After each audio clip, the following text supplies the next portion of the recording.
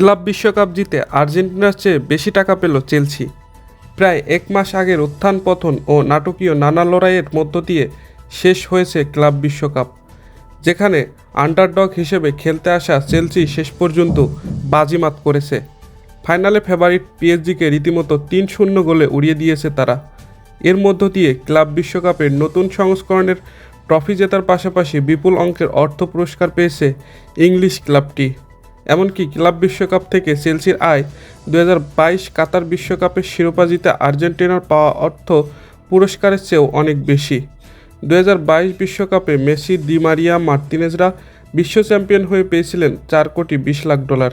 সে সময় তা প্রায় 440 কোটি টাকার সমান, বর্তমানে 510 কোটি 60 লাখ টাকা।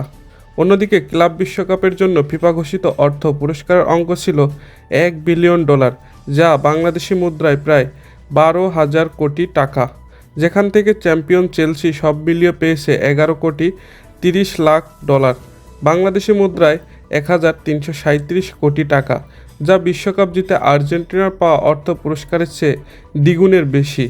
রানার্স আপ পিএসজির পকেটেও অবশ্য কম ঢোকেনি। প্রতিযোগিতা থেকে তৃতীয় সর্বোচ্চ আয় স্প্যানিশ জায়ান্ট রিয়াল মাদ্রিদের।